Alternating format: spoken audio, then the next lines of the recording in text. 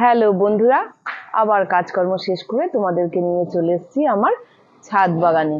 হ্যাঁ, এবার কিন্তু আমি সিজন ফ্লাওয়ার একদমই লাগাইনি, কারণ কি আমি বাড়িতেই ছিলাম না, সেই কারণেই তোমাদেরকে কিন্তু আমার ভিডিও দেওয়া হয়নি।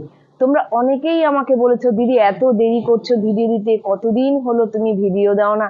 সত্যি কথা, আমি অনেক দিন হলো ভিডিও দিই না। আসলে আমি বাড়িতেও ছিলাম না, একটু ঘুরতেও গিয়েছিলাম, ছেলে এসছে, ছেলের কাছে গিয়েছিলাম, এই সবকিছু মিলিয়ে মিশিয়ে বাড়িতে আত্মীয় স্বজন এসেছিলেন, যাই হোক সবকিছু মিলিয়ে মিশিয়ে আমার ভিডিও দেওয়া হয়নি।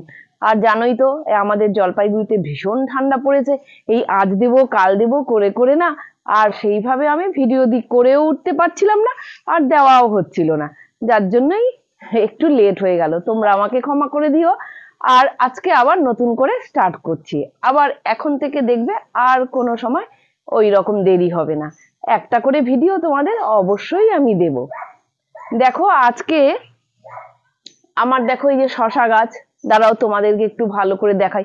এবার কিন্তু আমি সেই রকম যত্ন করতে পারিনি, আমি তোমাদেরকে বলেছি যে আমি বাড়িতে সেইভাবে ছিলাম না একভাবে, যার জন্য আমি সেইভাবে গাছ লাগিয়ে গেছি, মাটি তো আমার তৈরিই থাকে।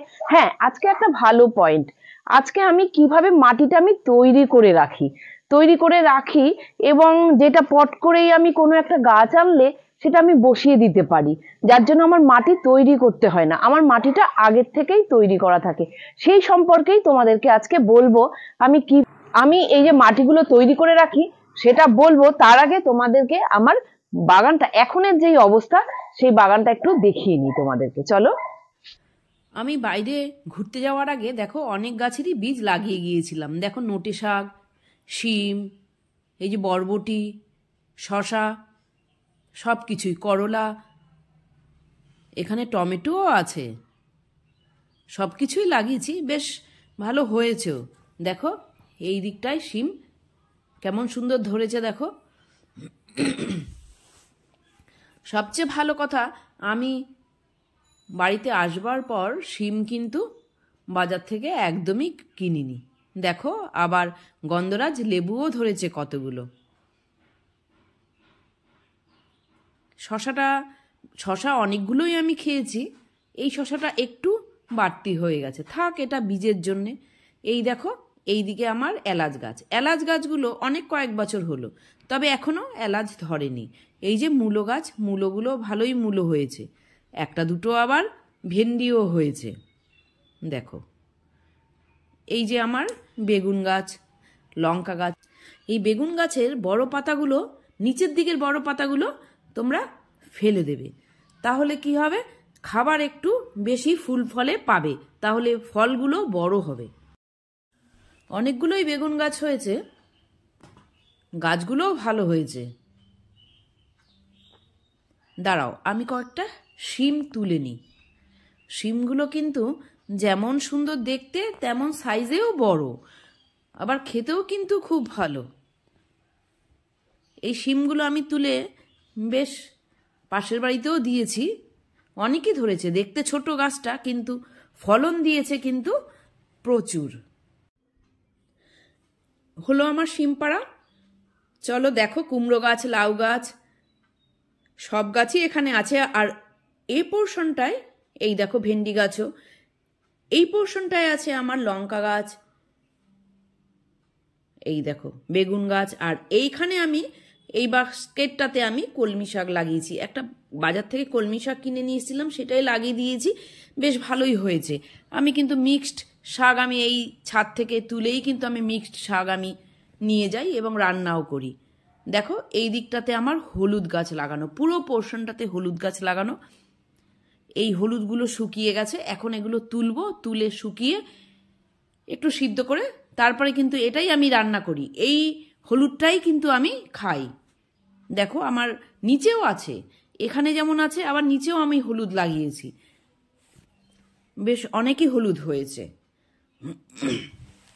এই দেখো সজনে গাছ, এই সজনে গাছটা 12 মাসই সজনে গাছ, সবসময়ই আমার এই সজনে ধরে। এই দেখো এখন ফুলও এসছে, এই ফুলগুলো আমি নিয়ে যাব, এই ফুলগুলো দিয়ে আমি বড়া খাবো। এই ফুলগুলো খেতেও কিন্তু খুব ভালো এবং খাওয়াও খুব ভালো।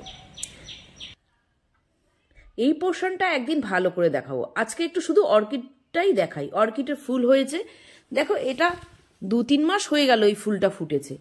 এটা কিন্তু খুব সুন্দর কালারটা ছিল, গ্রিন আর ইয়েলোর মিক্সড। আর এইদিকে দেখো, এইদিকে অনেকগুলোই স্ট্রিক উঠেছিল, এখন একটাই আছে গাছে। যাই হোক, তাও তোমাদের দেখালাম। একদিন এই পোর্শনটা খুব ভালো করে তোমাদের দেখাবো। দেখো এখন এই শীতের সময়ও আমার গাছে আম ধরেছে, 2টো আম আছে। সত্যি ভালো লাগে যখন গাছে একটাই হোক দুটোই হোক যাই ধরুক না কেন, খুবই ভালো লাগে, মনটা আনন্দে ভরে যায় যখন গাছে ফল ফুল দেখি।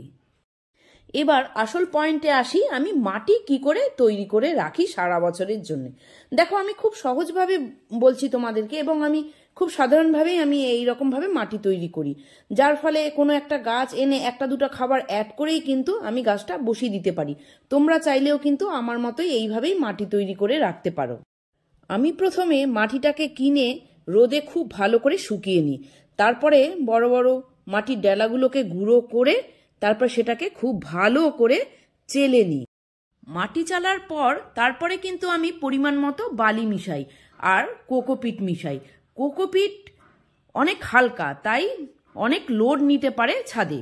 জলকে কোকোপিট কিন্তু ধরেও রাখে, আবার অতিরিক্ত জলকে কিন্তু বের করেও দেয়।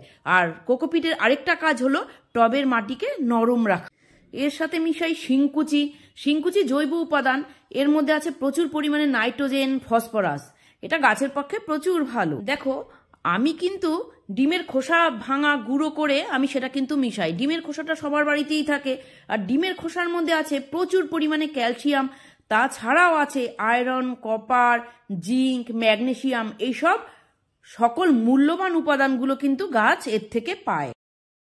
এবার পরিমাণ মতো হাড়ের গুঁড়ো মেশাবে। হাড়ের গুঁড়োতে আছে প্রচুর পরিমাণে ফসফরাস, ক্যালসিয়াম এবং সামান্য পরিমাণে কিন্তু নাইট্রোজেনও পাবে গাছ। এবার মাটিতে পরিমাণ মতো নিমখোল মেশাবে। খুব ভালো কীটনাশকের কাজ করে কিন্তু নিমখোল। আর নিমখোল তার পাশাপাশি মাটির উর্বরতা শক্তিও বাড়িয়ে তোলে। আর নিমখোলে আছে প্রচুর পরিমাণে nitrogen, potassium, phosphorus, sulphur, carbon, magnesium, calcium, এই বিভিন্ন উপাদানগুলো, যেইগুলো গাছের জৈব সার হিসেবে অনেক দিন কিন্তু কাজ করে। এই প্রতিটা সারই কিন্তু খুব ভালোভাবে মেশাবে মাটির সঙ্গে, খুব ভালোভাবে মিশিয়ে তারপরে তোমরা বস্তায় করে তোমরা সারা বছরের জন্য এটা কিন্তু সংগ্রহ করে রেখে দিতে পারো। যখনই গাছ আনবে 1-2টো তার প্রয়োজন অনুযায়ী 1-2টো সার মিশিয়ে গাছটাকে লাগিয়ে দিতে পারো। বন্ধুরা, আরেকটা আমি গুরুত্বপূর্ণ কথা তোমাদেরকে বলতে চাই, যেটা হলো এই সময় অর্থাৎ এই শীতে ডিসেম্বর জানুয়ারি মাসে তোমরা নতুন পার্মানেন্ট গাছ না কেনাই ভালো। এই সময় দেখো স্রেফ তোমরা যেই সব গাছ কিনবে যেগুলোর ফুল হয় এই সিজনে, যেগুলো সিজন ফ্লাওয়ার, সেই সব গাছই কিনবে। আমি এই কারণেই তোমাদেরকে পার্মানেন্ট গাছ কিনতে না বলছি, কারণ বেশিরভাগ গাছই এই সময় তাদের ডরমেন্সি পিরিয়ড, অর্থাৎ এই সময় তারা শীত ঘুম দেয়, এই সময় তাদের গ্রোথ একদমই থেমে থাকে। তাই জন্য তাদের এক জায়গা থেকে আরেক জায়গায় যদি তোমরা নিয়ে আসো, তাহলে সেই গাছগুলো সার্ভাইভ করতে নাও পারে, তোমাদের পরিবেশে এসে সেই গাছগুলো মারাও যেতে পারে। তাই আমি বলছি এই সময় কিন্তু পার্মানেন্ট গাছ একটু বুঝে শুনে তোমরা কিনবে। আর আরেকটা কথা, এই সময় কিন্তু গাছের প্রুনিং বা পটিং তোমরা কিন্তু একদমই করবে না। শীতটা চলে যাওয়ার পর তারপরে আবার তোমরা কিন্তু এই কাজগুলো শুরু করতে পারো। তাহলে বন্ধুরা, আজকে এই পর্যন্তই। অন্য কোনো দিন অন্য কোনো গাছ নিয়ে তোমাদের সামনে আবার চলে আসবো। যদি এই ভিডিওটা তোমাদের ভালো লাগে অবশ্যই একটা লাইক করো, আর যদি কোনো জিজ্ঞাসা থাকে অবশ্যই কমেন্ট করো। সবাই সাবধানে থেকো, সুস্থ থেকো, ভালো থেকো।